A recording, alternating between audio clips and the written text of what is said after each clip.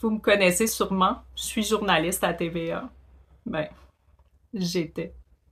Ben, je le suis encore, là, mais je suis en deuil pour mes collègues qui ont perdu leur emploi. Je m'excuse, je suis encore toute émotive. C'est très grave ce qui arrive. C'est l'hécatombe télévisuelle, c'est l'apocalypse du monde de l'information et de la culture. C'est un génocide identitaire de la culture québécoise.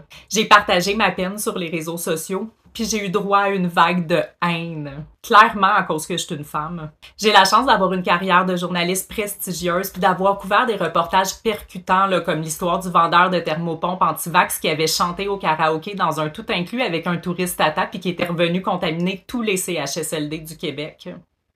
Pourtant, les gens me manquent totalement de respect sur les réseaux sociaux. Ça me parle là, comme si j'étais pas une personne spéciale puis dans une classe supérieure à eux.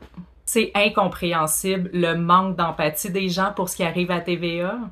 Tu sais, à un moment donné, il faut en revenir, là, qu'on vous aille cracher dessus puis insulter pendant que vous perdiez votre petit emploi sans importance puis que vous étiez dépressif puis anxieux puis qu'on a encouragé votre famille puis vos amis à pu vous voir puis qu'on essayait de pousser pour que vous puissiez plus aller à l'épicerie, bla, bla, bla. Le gouvernement doit absolument aider notre pauvre patron qui est complètement démuni face à la chute de son entreprise. Il est quand même pas pour prendre de son propre argent. C'est même pas de sa faute ce qui se passe. Si nos médias vont mal, c'est à cause de plein de facteurs hors de notre contrôle. C'est surtout entre autres parce que des géants du streaming comme Netflix nous font de la compétition. C'est de leur faute à eux. Tu sais, c'est bien meilleur ce que nous on fait, là, nos téléséries, nos jeux télévisés. Hey, on a même l'excellent show de Martin Matt, là. Non, mais on se fait carrément voler notre public.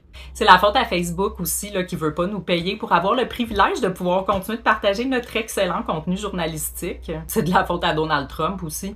Selon mes sources d'experts avec qui je collabore régulièrement pour mes articles scientifiques, les changements climatiques seraient également en cause dans la chute des médias.